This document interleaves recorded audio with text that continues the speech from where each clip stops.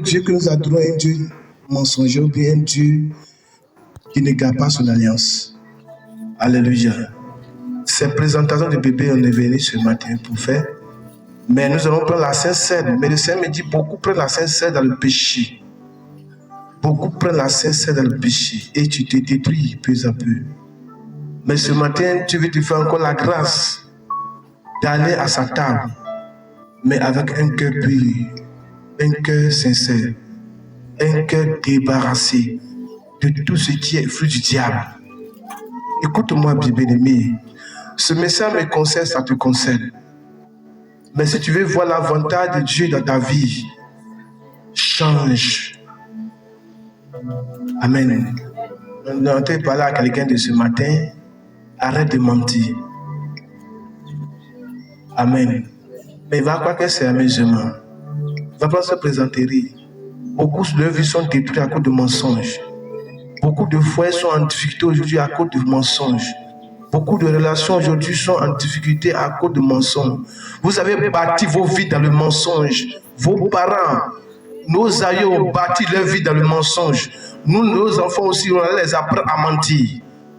Oh, Dieu n'aime le mensonge. Dieu n'aime pas le mensonge. Tu sais ce qui te pousse à mentir, c'est l'orgueil. Amen. Sinon, l'humilité ne peut pas te permettre à mentir. Quand tu es humble là, tu ne peux pas mentir. Mais l'orgueil te pousse à mentir. Parce que tu veux faire savoir à l'autre que tu es important. Amen. Lui n'a pas besoin, tu n'as pas besoin de lui montrer que tu es important. Lui-même te voit, c'est que tu es important. Alléluia. Alléluia.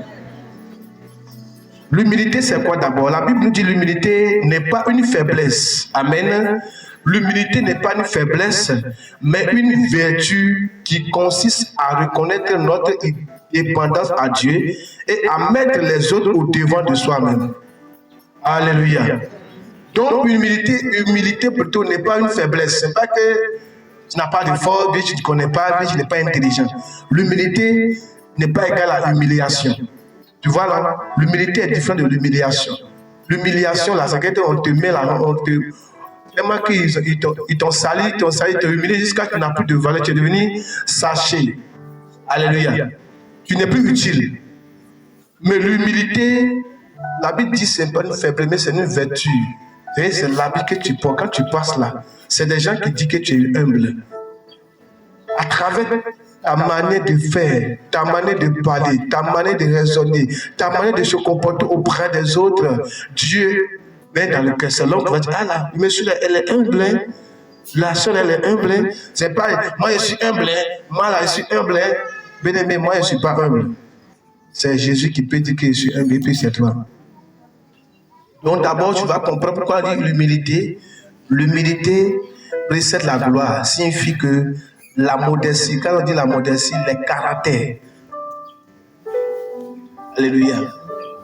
Donc je définis seulement ce qu'on appelle humilité.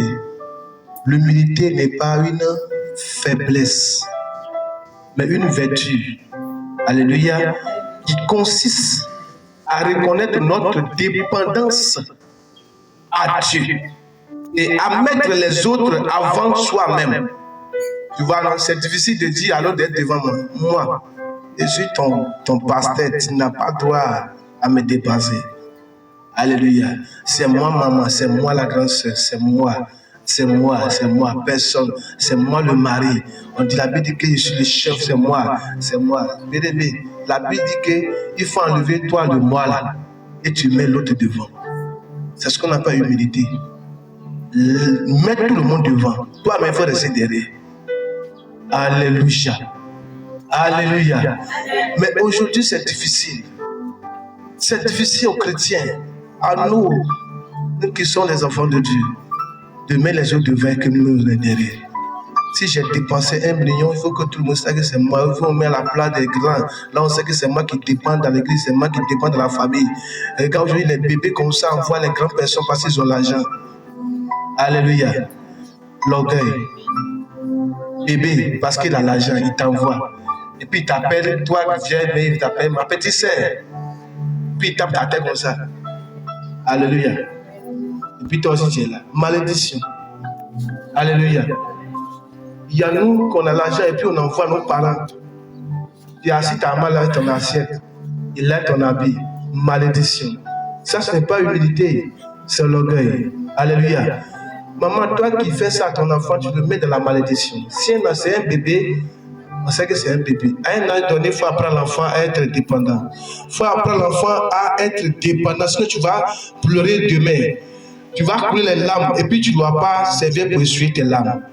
Beaucoup aujourd'hui, nous sommes gâtés parce que nos parents ne nous ont pas mis à des bonnes pauses. Aujourd'hui, on dit que les enfants sont devenus rebelles. Les rebelles, non. Il y a toujours l'éducation.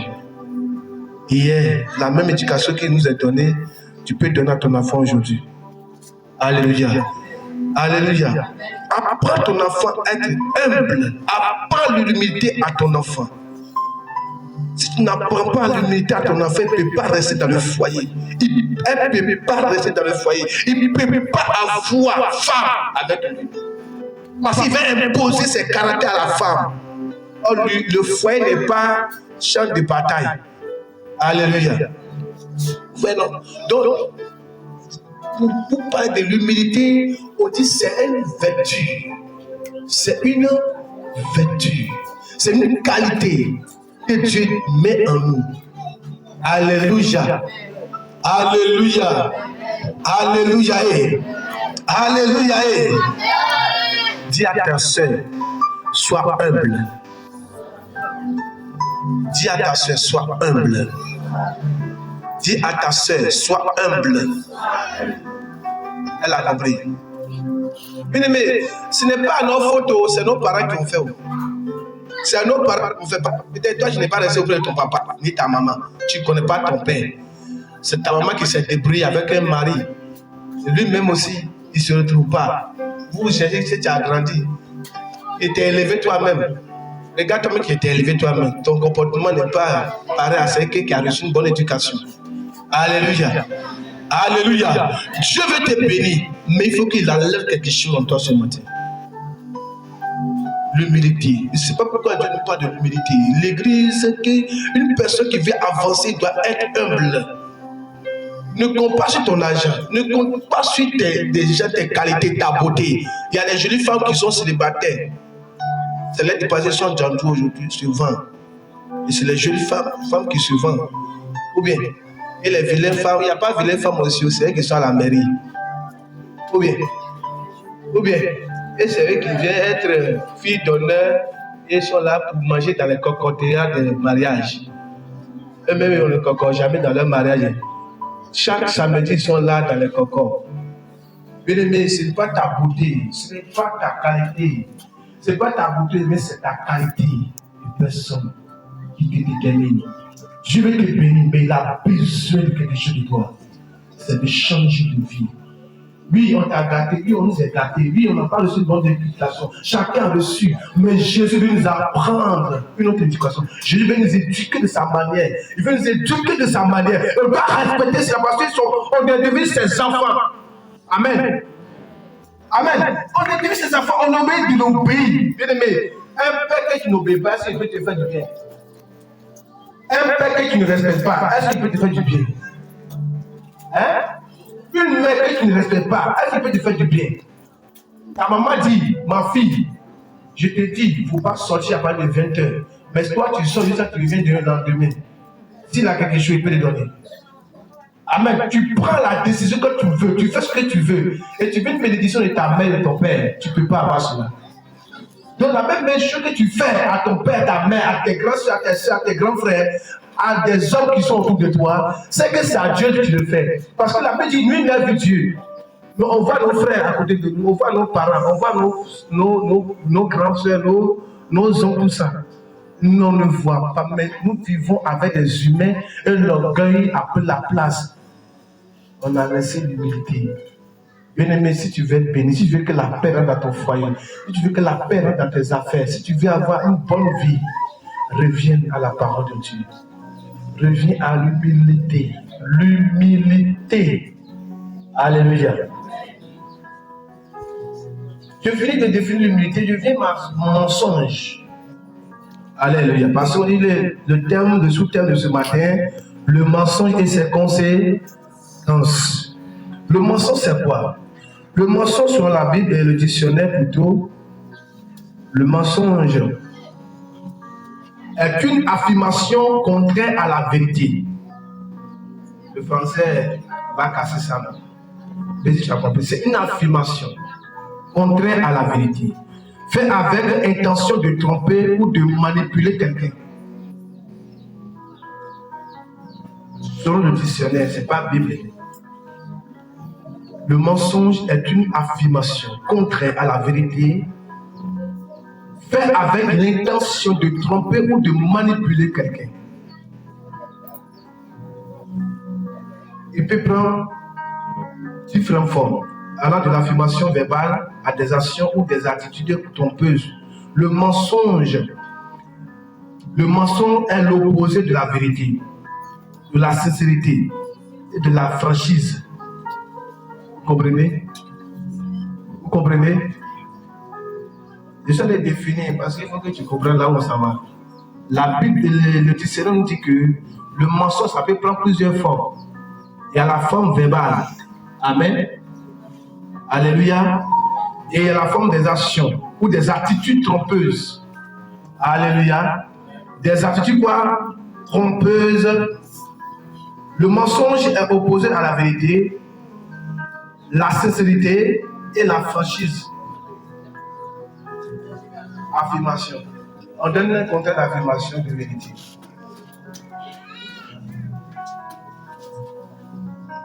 Il peut me donner une affirmation contraire à la vérité. Il ne faut pas avoir peur. Oui? Je dis avec confiance. Dis avec confiance ce qui n'est pas vrai. Alléluia.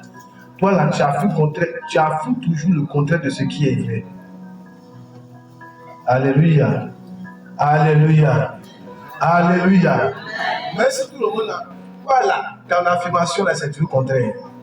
Affirmer, c'est de confirmer. C'est pour dire, tu pleures même dedans, tu pleures. C'est tes larmes coulent comme ça. Et puis, Alléluia. Amen. Et à tout moment, j'ai subi ça un jour. Il y a quelqu'un qui m'a convoqué pour faire des chefferies. Et puis lui, c'est lui qui n'est pas été chez les chefs. Donc, il a menti chez les chefs. Alléluia. Il a affirmé tout. Hein. Quand je suis arrivé comme ça, moi aussi j'ai petit taille. Les chefs disent, vous les jeunes impolis là, et je ne sais pas qui je suis. Vous les jeunes impolis là, vous ne respectez pas les grandes personnes. Ils ont parlé. Je vais parler, ils non, il ne faut pas parler. Alléluia. Ils ont affirmé ils n'ont pas eu la vraie version.